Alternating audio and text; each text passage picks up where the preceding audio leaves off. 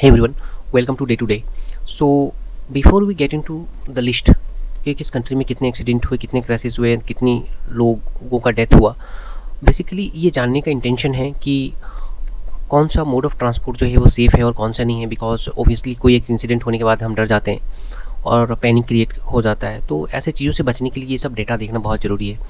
जैसा कि आप सभी को पता है कि मेरा जो भी न्यूज़ आप लोगों तक पहुंचाने का जो तरीका है, इसमें मैं फैक्ट्स का बहुत ज़्यादा इस्तेमाल करता हूं और वो सारे फैक्ट्स वैलिडेट करने के बाद ही मैं आपको दिखाता हूं।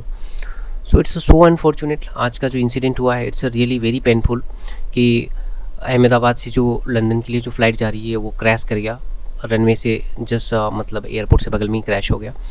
एंड उसमें अभी तक 265 बॉडीज़ को जो है रिकवर किया जा चुका है। अब इसी बात से आप अंदाज़ा लगाओ कि जो प्लेन में थे टोटल लोग वो 242 थे, जिसमें से एक ही लोगों का अभी तक बच पाना पॉसिबल हुआ है, जो कि न्यूज़ आया है। एंड बारिंग दैट अगर आप देखोगे तो 241 एंड अभी तक 265 जो है लोगों की डेथ की जो है खबर आई। इट मीन्स कि अभी तक जो है तकरीबन 22-23 लोग जो है वो ग्राउंड पे जो थे उनका भी डेथ हो गया है। सो ग्राउंड पे अगर 22-23 लोग डेथ हुए हैं तो ये हॉस्टल से टकराया है, जहाँ पे डॉक्टर्स जो कि अभी डॉक्टर बनने थे, देयर इन प्रोसेस जो स्टडी कर रहे थे, उसमें से 20-22 होनहार जो देश के छात्र रहे हैं जो थे बेसिकली, जो ऑलरेडी डॉक्टर कोर्स के लिए एनरोल किए थे, तो कितने लोगों से कॉम्पीट करके आए होंगे आप सोच सकते हो। ऐसे 20-22 लाइफ्स जो है वो भी ख़त्म हो गया है। It's really very painful. Indian aviation की हिस्ट्री में अगर आप देखोगे तो इससे दर्दनाक घटना से पहले कभी नहीं हुआ। ये जो एयरक्राफ्ट था बेसिकली लंदन को जा रहा था। ये 787 ड्रीम लाइनर था, जो कि पहली बार ये ड्रीम लाइनर जो है वो क्रैश हुआ है ये बनने के बाद से। अहमदाबाद एयरपोर्ट के सामने ये हुआ था। एक लोग जान बचा है, 265 की तो अभी तक खबर आ चुकी है, right, total. So it's really very painful. Now point is that कि जब भी ऐसा कोई इंसिडेंट होता है हमारे मन में एक ख्याल आता है, क्या फ़्लाइट सेफ़ है, या अगर कोई भी फ़्लाइट क्रैश होता है या एक्सीडेंट होता है तो उसमें जो है फैटलिटीज़ जो होती है वो निश्चित होता है, जो लोग होते हैं उनका डेथ होना निश्चित होता है। तो is can we prefer other mode of transport rather than flight and all. तो जस्ट आपकी नॉलेज के लिए मैं ये बताना चाहूँगा कि जो फ़्लाइट जो होता है, जो एरोप्लेन होता है, उसको सबसे सेफेस्ट मोड ऑफ ट्रांसपोर्ट माना जाता है, राइट। रोड जो होता है वो सबसे अनसेफ माना जाता है। अगर इंडिया में ही अगर हम लोग देख लें तो बिफोर वी डिस्कस दिस, तो इंडिया में तकरीबन 1 लाख से ज़्यादा लोगों की डेथ हर साल जो है वो रोड एक्सीडेंट में हो जाती है। बट अब most of the time we prefer हम रोड से जो है वो जर्नी करते हैं, कहीं ना कहीं जाते रहते हैं। तो कोई ऐसा इंसिडेंट अगर हो जाए, इसका मतलब ये नहीं होता है कि जो फ़्लाइट है या जो भी है वो अनसेफ है, राइट। ओबियसली है कि ये न्यूज़ में आता है, सभी के नज़रों में आता है, तो हमें दिखाई पड़ता है, और बहुत सारे छोटे मोटे एक्सीडेंट्स होते रहते हैं रोड्स पे जो कि हमें दिखाई नहीं पड़ता है। अगर डेटा वाइज देख लें तो मैंने वही डेटा लिया है जहाँ 10 किसी भी इंसिडेंट में, किसी भी क्रैश में जहाँ 10 या 10 से ज़्यादा लोगों की डेथ जो है वो हुई, तो यूएसए जो है वो नंबर 1 पे है। उसमें 9/11 का जो इंसिडेंट है, जो कि बिल्डिंग से टकरा गया था, जो एक्चुअली टेररिस्ट एक्ट था, तो उसमें लगभग 2700-2800 लोग डेथ हो गया था। तो अगर वो डेटा को अगर हम छोड़ भी दें और ले भी लें बेसिकली, तो आप देख सकते हो कि फिर भी 1300-1400 लोगों की जो है वहाँ पे डेथ अभी तक हो चुकी है। वेयर इन रसिया 3000, इंडिया जो है unfortunately we are third in this list and 922 है। Pakistan is 4th 949, and then France में ऐसे 7 इंसिडेंट है जिसमें 1000 plus, and Bangladesh you can see that is इसमें 103 जो है वो लोगों की डेथ हुई और 5 इंसिडेंट है।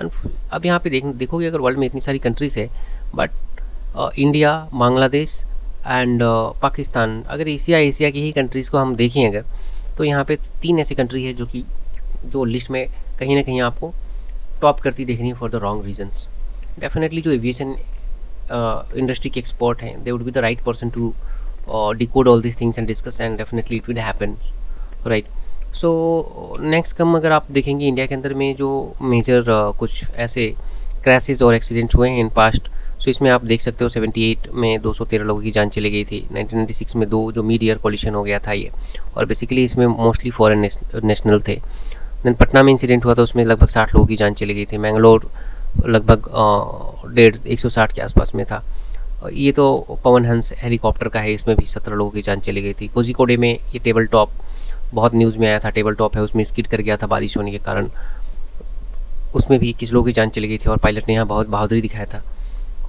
उन्होंने अपनी जान तो खोई बट उन्होंने लोगों को बचा लिया था। एंड अहमदाबाद में भी देखिए अभी तक 265 लाशें जो हैं अभी तक निकाली जा चुकी हैं, जो कि सो अनफॉर्चुनेट है। और अगर हम लोग पास्ट में अगर जाके हम लोग देखें, लाइक ट्रेन एक्सीडेंट्स का, तो उनका भी हिस्ट्री इतनी बड़ी कंट्रीज़ के अंदर में हम लोग देखें तो बहुत बड़ा मेजर कुछ नहीं रहा है, बट अगर हम लोग देखें तो सिमिलर ही आपको देखने मिलता है। लगभग 1,500 के आसपास में डायरेक्ट जो ऐसे ट्रेन क्रैशेज एंड कोलिशंस हुए उसमें लोगों का डेथ हुआ है। रोड एक्सीडेंट्स की बात करें तो we are number 1 in world for one more wrong reasons, and इसमें हर साल लगभग 1 लाख लोगों की डेथ जो है वो हो जाती है, 1 लाख प्लस होता है ये। और वर्ल्ड का एक बहुत बड़ा परसेंटेज कंट्रीब्यूटर इंडिया है जहाँ पे कि रोड एक्सीडेंट में लोगों का डेथ होता है। So road is one of the most unsafe mode of transport. Train comes the next and the flight is still number 1 the most safest mode of transport. So अभी जो भी है reports आने बाकी हैं फ्रॉम जो भी अभी जांच होगा और उसका होगा, और जो उसके एक्सपर्ट हैं उनका जो जांच होएगा, उस जांच का जो रिपोर्ट्स आएगा that would be the final. आप अभी किसी भी न्यूज़ चैनल और कोई भी रूमर्स जो हैं उस पर ध्यान ना दें कि इसमें क्या एंगल है नहीं है. ज़बरदस्ती एंगल निकालने की कोई मतलब नहीं बनती है. So we should wait for the right reports from the right authorities, right? So thanks for watching. Please subscribe my channel for such valuable information.